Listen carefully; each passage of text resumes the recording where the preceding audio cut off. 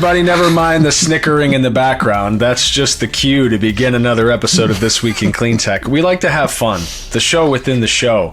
The show itself is a 15-minute or so roundup of the biggest stories in climate and clean energy each week. You're joining us on Friday, April 3rd, or some date therein. We have a guest on the horn. Jeff St. John from Canary Media is laughing in the lobby, hopefully still on mute, or we're going to have to fix that in post. I'm Factor This content director Paul Gerke, joined as always by Cleantech commentator Mike Casey of Tigercomm. Mike, how are you doing on this Friday? You are remarkably clean-shaven, Paul Gerke. You're tidy, you're dressed up. Are you at a trade show? I had some actual work to do this morning. You know, they had to put me in front of a camera. They trot me out every now and again, and I like to grease up and remind everybody that I clean up okay. It's amazing what a collared shirt will do for you. You know, I think I've said my whole life long, Mike, that I can jump up 2 or 3 attractiveness points just by dressing up. I don't know what that says about how I look in a hoodie and gym shorts, but it is hoodie and gym shorts season, brother, and for that reason, I am thankful. Well, happy spring. I'm well. Yeah. Always lovely to be with you, my friend. And I tell you, there is just a flood of stories this week. It was really hard to pick one. So Jeff St. John better feel pretty darn lucky we picked him. We like to make the people feel special, and I hope that he feels special. We'll get to him in a moment. If you guys have something you want to say to us about the show, feel free to shout your opinions from the mountaintops. If you got a story you want to see or 2 cents to spare, just email us. The email address is twic@tigercomm. That's with 2 M's.us. Let's get into it, Mike. Story number 1. Where are we starting? Brian Deese and Robinson Meyer from the always special Heatmap. They have a story, What Americans Really Pay for Electricity, Paul Gerke. Yeah, Heatmap, technically a competitor to the place I write for, Mike, but they're doing amazing work and game-recognized game.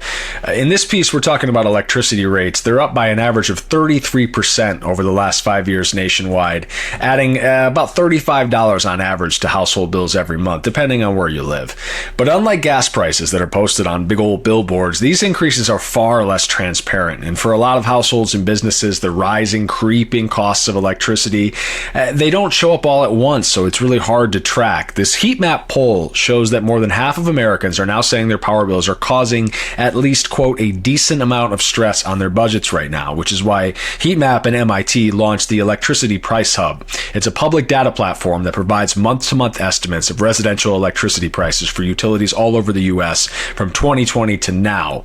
This platform is going to give consumers a better understanding of what they're paying and see how it compares to neighboring communities, and maybe some of that competition will help bring prices down. Mike, your thoughts on this? I think this piece makes the point that the cost per kilowatt hour of electricity isn't the entire story. Yeah. Even when electricity prices appear moderate, electricity bills can be high if a home or a business uses a lot.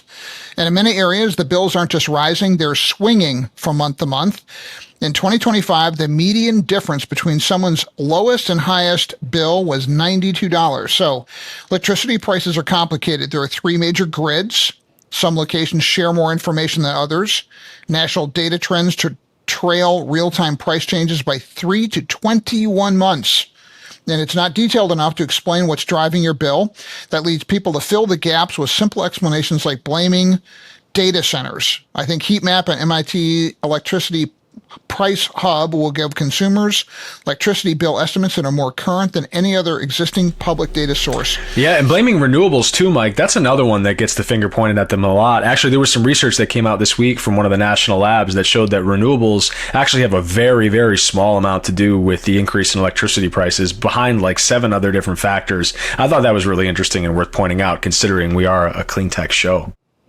Yeah, well, I want to say, to be clear, renewables are the lowest cost of form of energy on the planet and in human history, so they lower people's utility bills. They don't raise them. Sometimes you got to say it out loud, Mike. Yeah, I want to do it. So, Paul, story number 2.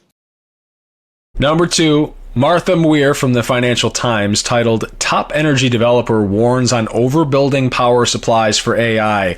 These are whispers you've heard in the dark corners lately about how much of this demand is actually going to show up for data centers. And I'm glad someone's putting ink to paper on this. Tell me what's in this article, Mike. So Martha is about to get swarmed by the by the it's tech too bros late for her. and the fossil fuel bros. Yeah. Oh my God, the gas guys are going to target her. Yeah. So David Crane, Crane, CEO of investment for the firm Generate Capital with $8 billion of assets under management. He told the Financial Times that data center hustle to secure electricity could lead to excess power plants, and the cost could fall onto power companies. And guess who they pass the cost to? You and me. Just saying, on-site power systems for data centers need more redundancy because they're less reliable than a grid connection. So they're often built larger than necessary, which can lead to excess energy if the data center later connects to the main grid. So at the same time, more efficient AI chips or quantum computing could reduce how much power data centers actually need, creating uncertainty about long-term demand. So Crane, who I'm a fan of, says someone's got to pay for the infrastructure that's put in place and then not being used. You need to have take or pay contracts. So if suddenly they don't need the power, it's on the back of the data center company, not the power companies, end quote. Paul, your thoughts? Yeah, I mean, I struggle with getting too upset about having too much generation around, but I think that if you are around this space enough and for long enough, you understand that generation is not really the biggest holdup right now. If it's not interconnection, it's transmission. We need to get that power where it needs to go. And if it's not going to go to the data center that has something built on site, we're going to have to build transmission to get that generation out where it needs to go to, and that's going to take 7 to 10 years if we're lucky and we can find the money to do it, which is why this whole co-location thing is really complicated. I feel like all these data centers are going to need a firm grid connection, if not for the ancillary benefits they can provide the grid, then just the fact that they can actually secure the power that they need. Everyone talks about co-location right now, and I know they're building it in some places. None of those sites are online, Mike. There's not a single 100 megawatt data center co-location site online anywhere right now. Just so we're clear, this is all still in theory. They haven't figured it out yet, and when they do, we'll talk about it. But you know, the question right now is still cost focused. I think pretty much wherever you attack this argument from. Crane, your friends at Crane make the argument that power companies should require data centers to cover the build out, whether they use the electricity or not. We're seeing a lot of folks do that right now. Google's doing that with all its deals. We're talking putting renewables on the grid in addition to the transmission and what they need to get the power where it needs to go. Crane warns, though, that overbuilding could present an opportunity if planned for correctly. Underused power plants could then integrate back into the grid to boost supply for regular customers. But again, transmission is a holdup there, as well as the interconnection, Mike. We got a lot of problems. I don't think having too many generating stations is one of them, but we'll see where this leads us. Mike, story number 3. If we keep cutting checks to Total to stop building offshore wind, we might just get there. But hey, we digress. So Bloomberg has a dynamic duo, Emily Forgash and former This Week in Cleantech guest Akshat Rathi. They write, America's AI build-out hinges on Chinese electrical parts. Talk about being skunks at the party. Yeah, shout out to show producers Claire Queer and Alex Peterson for the story order this week, because I think this tells a pretty strong narrative as we go to story 3 here. We're talking about almost half of the U.S. data centers that have been announced or planned for this year somewhere are expected to be delayed or canceled. Let me say that again in case you weren't listening. Half of the data centers planned in the U.S. this year are expected to be delayed or canceled. This according to Sightline Climate. U.S. data centers are consuming 12 gigawatts of power, supposed to come online by 2026. That's now. But only a third of that is actually under construction. And one major reason is a shortage of electrical equipment. We've been talking about this for literally years now. Transformers, switchgears, even the batteries that can help power both AI and grid, they take time to get where they need to go. There were some reports that just came out the other day from Woodmac about the lead time on gas turbines, Mike. We're talking about booked through 2027, lead times of 5 years if you're lucky. Domestic manufacturing capacity for these components, I know we're building it. It can't keep up, not nearly fast enough. So we have to rely on imports. What's the deal with imports? We're talking about tariffs. We're talking about another war in the Middle East. These things are as more complicated than they've ever been. Electrical infrastructure accounting for less than 10% of the total cost of a data center, but without it, there is no data center, Mike. Yeah. So to address this issue, Microsoft and Amazon are planning electrical equipment procurement ahead of time when building data centers. And Equinix Incorporated pointed to an investment in a manufacturing facility that makes switchgear. So when Bloomberg asked other big tech companies like Google and Oracle what their plans were to address the issue, they took a pass.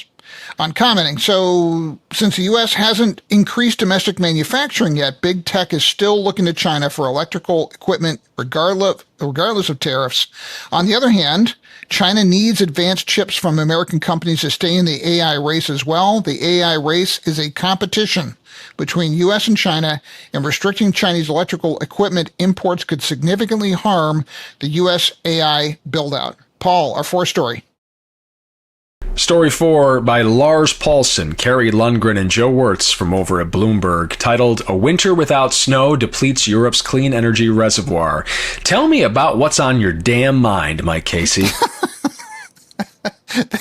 That is the worst pun in show history. We don't do a lot there. of hydro on the show, man. It's a rare opportunity. Friend, that is a really bad pun. Okay, Norway has thousands of dams. It's often called Europe's biggest battery since it can use so much hydropower. However, with the driest winter in decades, climate disruption, Norway's snow reserves have fallen to their lowest levels in 2 decades, creating a deficit of about 25 terawatt hours of energy. That's nearly 1/5 of Norway's total hydropower output last year.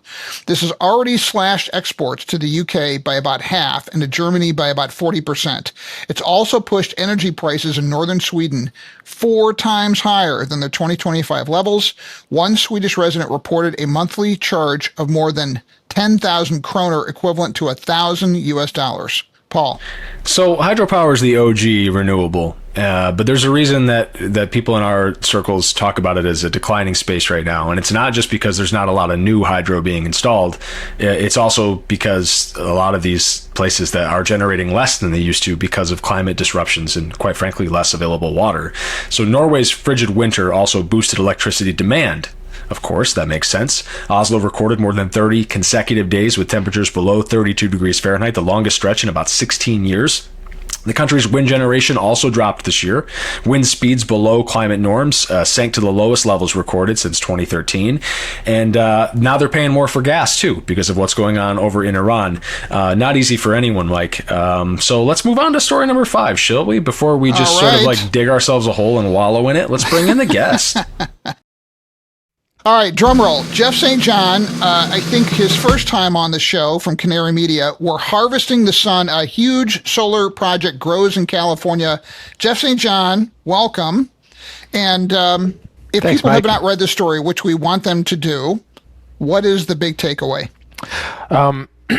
This is master planning for rural clean energy development on a scale that I've never seen contemplated before, and is in fact bigger in its entirety than the biggest solar project in China. So that should tell you something. And it's a really interesting kind of almost generational story about California's Central Valley, specifically the west side of the San Joaquin Valley. I used to work out there at the Fresno Bee back in the aughts, and the Westlands Water District was kind of this behemoth. If you drive down the I-5 through Central California, you kind of pass the endless fields of row crops and, orchards and vineyards and stuff like that.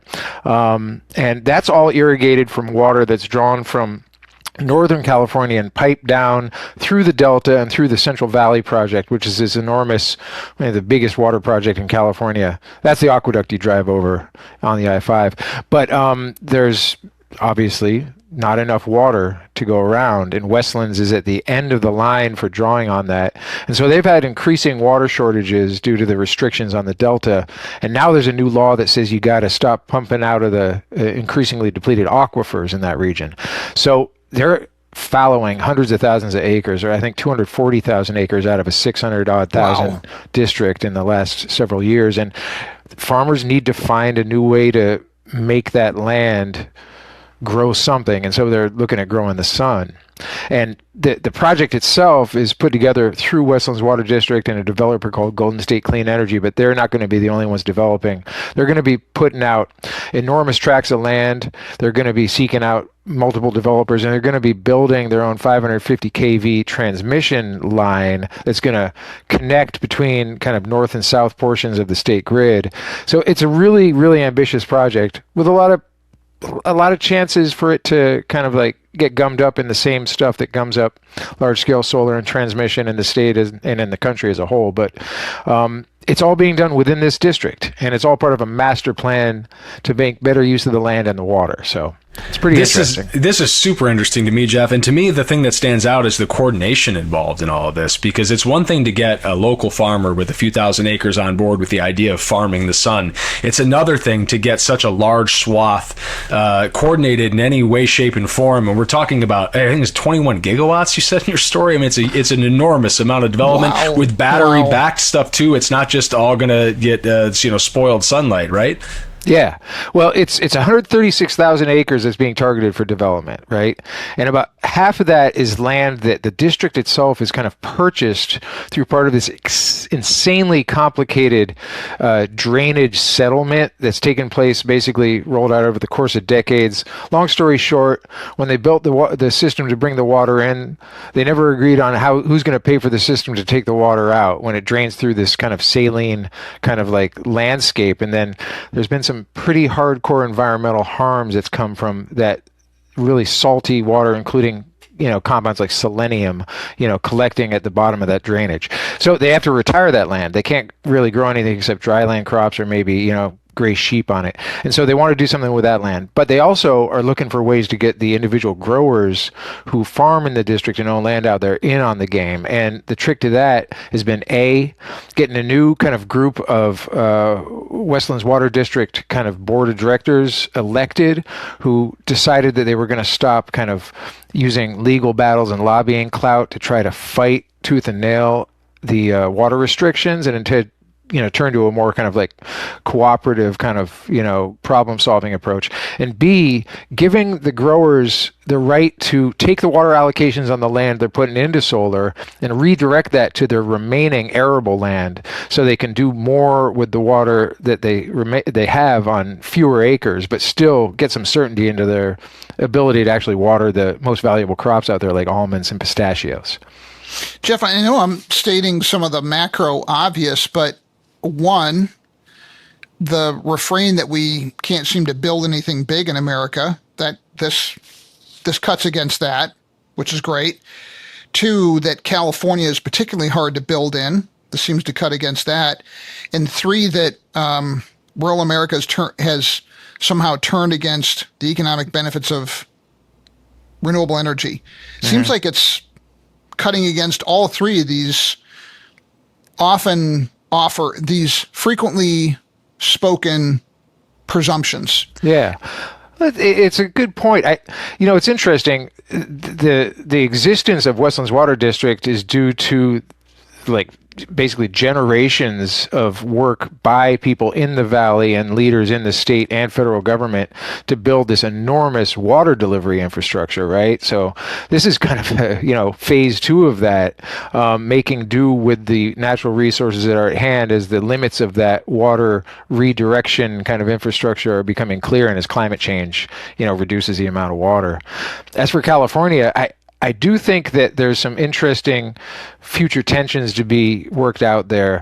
One of the reasons that the project plan includes this $1 billion at least kind of grid infrastructure, this enormous 550 kV line, is because it's so difficult to build transmission.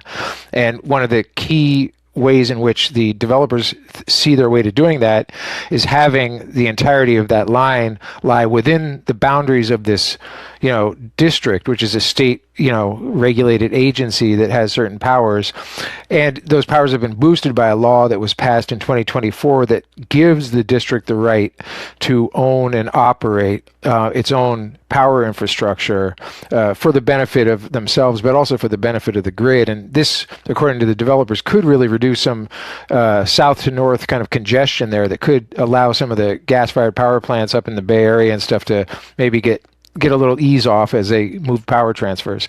On the last point, this is going to be, I think, a fraught area. The history of development, land ownership, and agriculture in the Central Valley is one of massive land holdings, largely through kind of family farming operations that have a tense relationship with the people who work on those farming operations.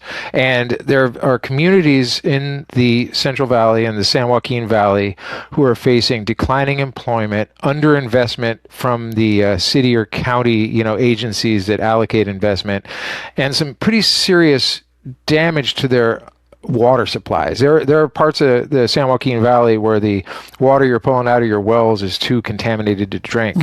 So there's an ongoing, I don't want to call it a battle, but there's a very stiff series of negotiations and positioning being made by folks who represent people who live within Westlands and around Westlands. And the main point is, A, to get some community benefits agreements in place that bring some amount of money from the developers and Westlands Water District to making improvements in those communities. One example is another project not linked to this that Intersect Power, formerly Intersect, now IPX Power, is built, called Darden, where they're building a fire station and giving money to schools and communities in the area. But B is going to be how to take the property tax revenues, which will be assessed against large-scale solar in California starting, I believe, in a year and a half, and really make sure that those property tax revenues are allocated to do something for the people who live there, right? And most people in Westlands work in ag, and a lot of people I talk to out there aren't really sure that they are going to see the benefits of this solar development helping them and their communities get uplifted. So this is going to be an important thing for everyone involved to work on. Paul, we're just out of time. We probably should go to our Cleantecher of the Week. We could talk to Jeff St. John all day. We could. Then we'd have to change the 15 minutes or so thing at the top of the show, and that seems like a lot of work. So let's do Cleantecher of the Week, shall we? We've got two of them. It's Tim Sahay and Kate Mackenzie. They're hosts of a brand new podcast called The Polycrisis. That podcast is going to cover geopolitics, climate change, finance, and industry. Sound friendly to us. Go check them out. Tim Sahay and Kate Mackenzie, our brand new podcast, Polycrisis hosts, are Cleantechers of the Week this week. We want to thank our often wonderful, not always wonderful producer, Brian Mendez. He's nice enough. And Alex Peterson and Claire Queeran for gathering these stories. Yeah, great job with the show this week, guys. You guys really took a bite out of a meaty week of news, and we appreciate you, the listener, the viewer, for joining us on this episode of This Week in Clean Tech. One more shout out to Jeff St. John over at Canary Media for joining this week's episode. We'd love to have you back sometime. Really appreciate the thoughtful journalism. The place needs as much of that as it can get.